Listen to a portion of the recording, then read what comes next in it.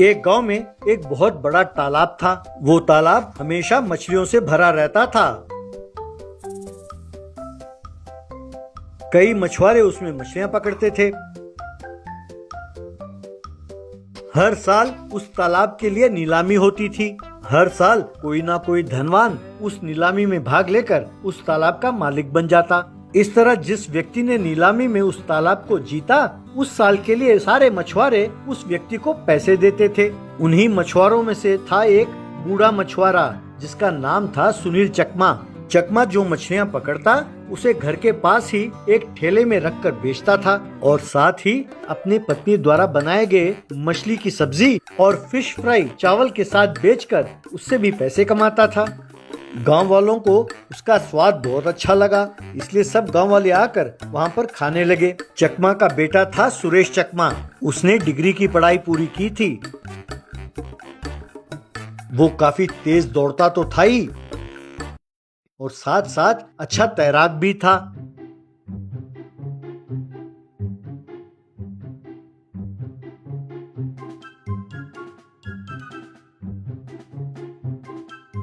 उसने तैराकी के मुकाबले में बहुत सारे मेडल्स जीते थे।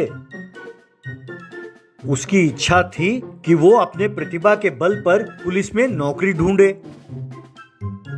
एक बार उसने एसआई के पोस्ट के लिए कॉम्पिटिटिव एग्जाम्स लिखे और साथ साथ मेडिकल, फिजिकल सब टेस्ट में भी वो उत्तीर्ण हुआ।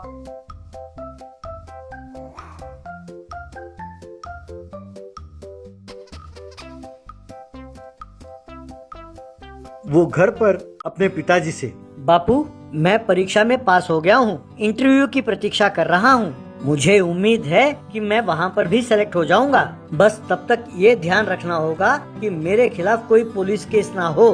तब पिताजी, अच्छा ऐसा है बेटा, तो जरा ध्यान से रहना बेटा, तुम किसी से झगड़ा ना बोलना। तब माँ, अरे तुम भी बड़े अजीब हो। मेरा बेटा क्यों लड़ने लगा किसी से भला? मेरा बेटा किसी के साथ लड़ाई झगड़ा नहीं करता। आओ बेटा खाना खा लो। एक बार नीलामी में नायक नाम के व्यक्ति ने उस तालाब की बोली लगाई। ये देखकर गांव वाले परेशान हो गए क्योंकि नायक बहुत बड़ा गुंडा था और बहुत लालची था। नायक गांव वालों से, हाँ, आज से ये तालाब मेरा है। अब से जो भी मछली बेचा जाएगा उन पैसों का आधा हिस्सा मेरा होगा। अगर तुम लोगों ने आनाकानी की तो पड़ोसी गांव वालों से कहूँगा कि आकर मछली पकड़ लें। तब सुखेंद्र चकमा, नायक जी, ये तो ज्यादती है। अगर आधा हिस्सा हमने आपको दे दिया तो हमारे लिए क्या बचेगा? इससे पहले साल भर के लिए पैसे निर्धारित किए जाते थे, हम वही भरते थे, और अब अचानक ये नया रूल। तब नायक, ए बुढ़ाओ, जो हुआ उससे मेरा कोई मतलब नहीं। अगर तुम्हें मेरी बात मंजूर हो तो उतरो तालाब में, वरना रहने दो। तब मछुआरों को गुस्सा तो आया पर उन्हें मजबूरन मानना पड़ा। सुरेश चकमा भी बहुत दुखी हुआ। इस तरह उस दिन से सब मछुआरे जो मछली पकड़कर बाजार में बेचते थे,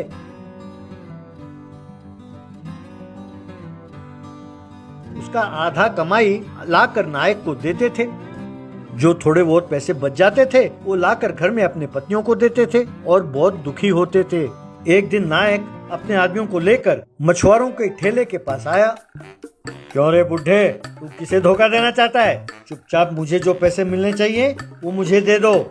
तब सुरेंद्र चकमा, ये क्या कह रहे हो साहब? आज मैंने 50 किलो मछली पकड़ा था, उसमें से आधा यानी 25 किलो मछली के पैसे मैं पहले ही आपको दे चुका हूँ। अब भला मैंने इसमें धोखा क्या किया? तब नायक, अरे वो तो ठीक है, लेकिन ये जो तुम फिश फ्राई और मछली की सब्जी बनाकर बेच रहे हो, इन पैसों का क्या? ये तेरे बाप की कमाई है, निकालो पैसे। तब सुरेश चकमा, नायक जी, जरा सोच समझ के बात कीजिए। आपका हिस्सा आपको दे दिया है, जो बचा हिस्सा है उसे हम जो मर्जी करें। आपसे मतलब? बड़ों से ऐसी बात की जाती है? तब नायक, क्या बकवास कर रहे हो? इसमें बड़े छोटे क्या होता है? कल से खबरदार जो तुम तालाब में उतरे, ये मेरा हुक्म है। कहकर अपने आदमियों से, अरे तुम लोग देख क्या रहे हो, हो जाओ शुरू। यूं कहते ही उसके आदमियों ने ठेले को उल्टा किया और सारा सामान उठाकर फेंक दिया। तब नायक को गुस्सा आया और उसने उन्हें मारा। जवाब में उन लोगों ने भी नायक को मारा। इस तरह नायक और उसके आदमियों को सुरेश चकमा ने खूब मारा।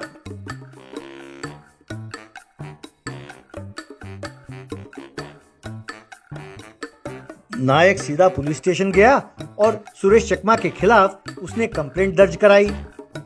बाद में एसआई सुरेश चकमा से, बेटे तुमने ये क्या कर दिया? मैंने उससे बहुत मिन्नतें की लेकिन वो माना नहीं। मैंने उसे समझाया कि वो केस वापस ले ले, तुम्हारे नौकरी का सवाल है, पर वो माना नहीं।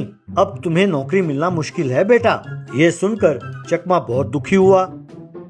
घर लौटकर उसने घर वालों से ये बात कही। घर वाले भी ये सुनकर बहुत दुखी हुए। उस दिन से बाप और बेटे मिलकर मजदूरी का काम करने लगे। एक दिन सुरेश चकमा तालाब में तैराकी कर रहा था।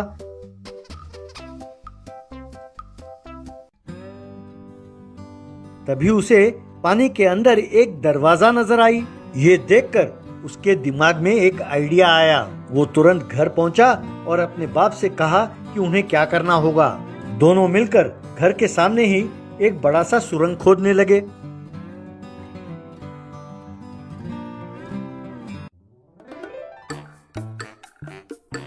यूं खुदाई करते करते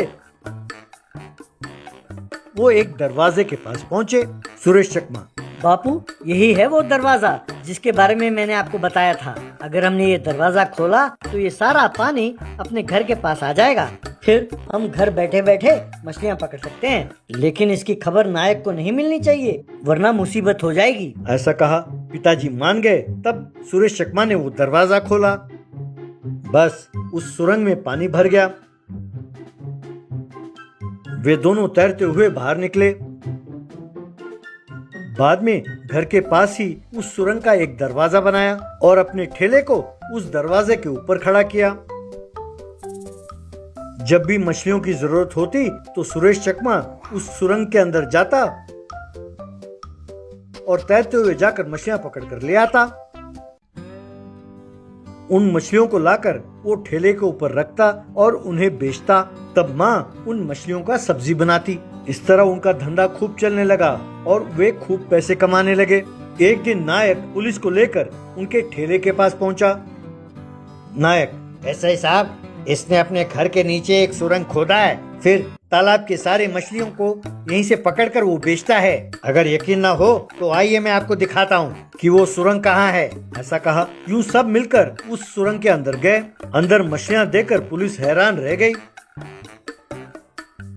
बाहर आकर एसआई नायक से, नायक, मैं दूसरे पुलिस वालों की तरह रिश्वतखोर नहीं हूँ। इस गांव के पुलिस स्टेशन में चार्ज लेते ही मैंने पुराने केस सारे खोदे। मैं समझ गया कि तुमने जानबूझकर इसके खिलाफ नकली केस दर्ज किया है।